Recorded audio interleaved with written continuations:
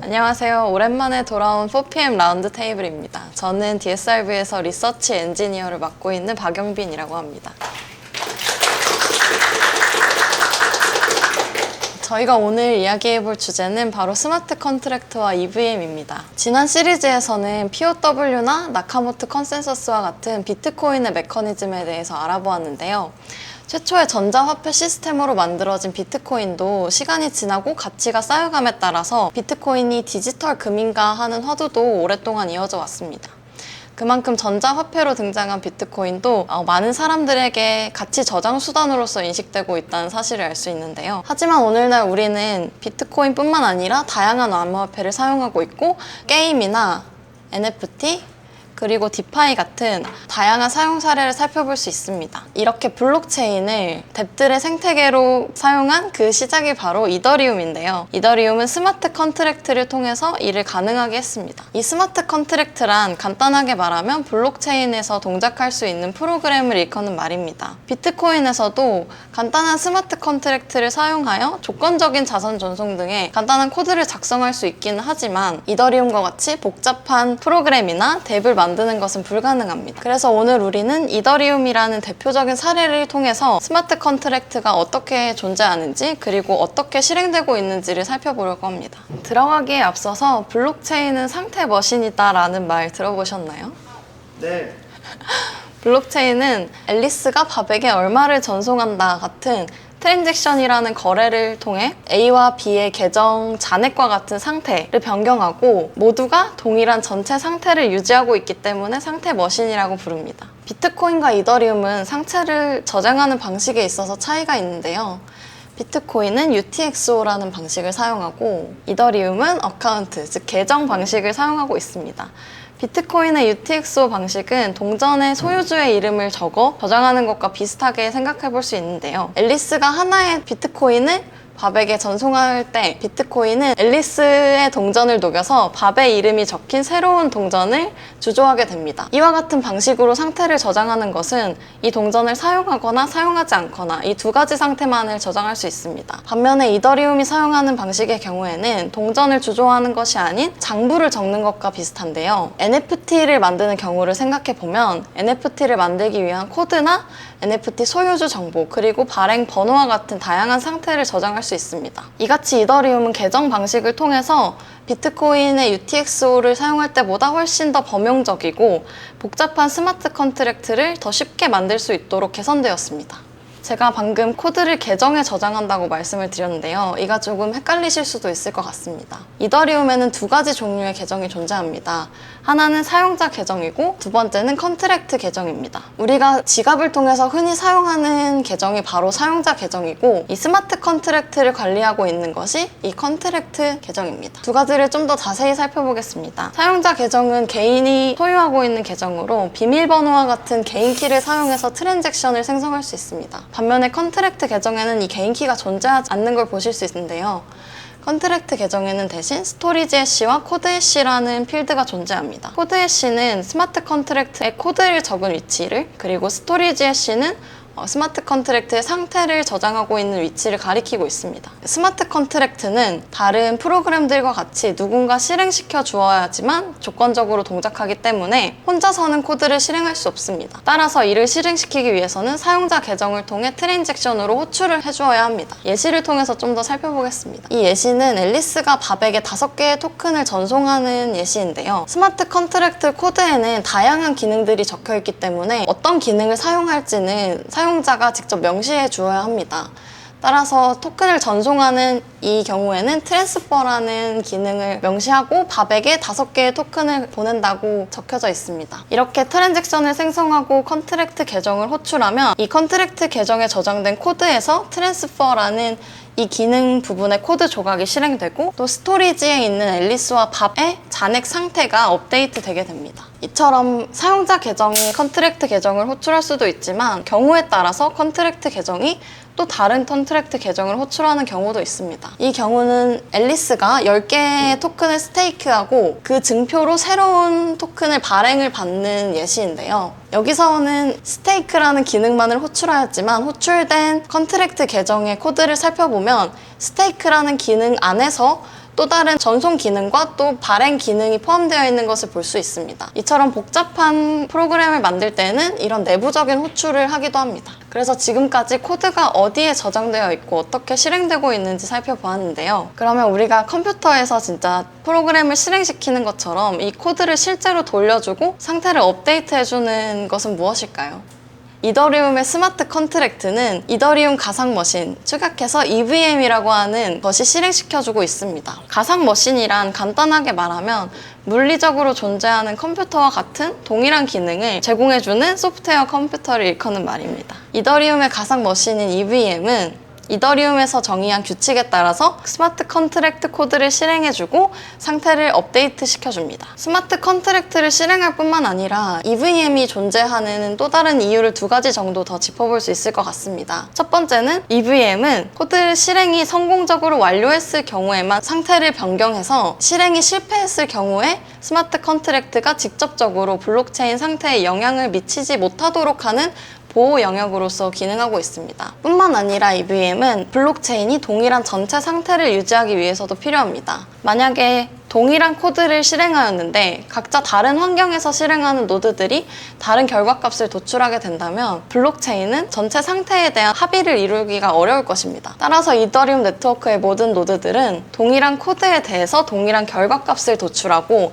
다른 노드들과 동일한 상태를 유지하기 위해서 EVM을 실행하고 있습니다. 하지만 EVM을 사용하기 위해서는 사용료를 내야 하겠죠. 이더리움을 사용해 보신 분들이라면 가스비라는 걸 내보신 경험이 다들 있으실 것 같은데요. 이처럼 우리가 EVM을 사용하기 위해서는 연산을 하기 위해서 소모된 컴퓨팅 리소스에 대한 보상으로 가스비를 지불하게 됩니다.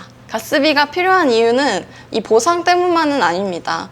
가스비는 이더리움을 튜링 완전한 시스템으로 만들기 위해서도 필요합니다. 이 튜링 완전하다는 말이 조금 어렵게 들릴 수도 있을 것 같은데요. 아주 간단하게 이해를 해보자면 기계 혹은 컴퓨터가 튜링 완전하다는 것은 컴퓨터에게 충분한 시간과 저장 공간을 주고 문제를 풀게 하면 아무리 복잡한 문제라도 풀 수 있다는 것을 의미합니다. 튜링 완전한 시스템은 연산을 아주 작은 단위로 쪼개서 필요에 따라 조건문과 반복문을 사용해서 결과값을 도출합니다. 따라서 튜링 완전하다는 것은 무한히 실행되는 프로그램을 만들 수도 있다는 의미인데요. 만약에 이더리움에서 이렇게 무한히 실행되는 프로그램이 실행된다면 우리는 또 다른 프로그램을 실행하기 위해서 영원히 기다려야 할지도 모릅니다. 따라서 이더리움에는 이 사진처럼 연산마다 정해진 가스비가 부과됩니다. 이 가스비는 프로그램마다 사용할 수 있는 자원의 양을 제한하여서 이렇게 특정 프로그램들이 네트워크를 독점하는 것을 방지하게 됩니다. 실행되는 연산마다 가스가 소모되기 때문에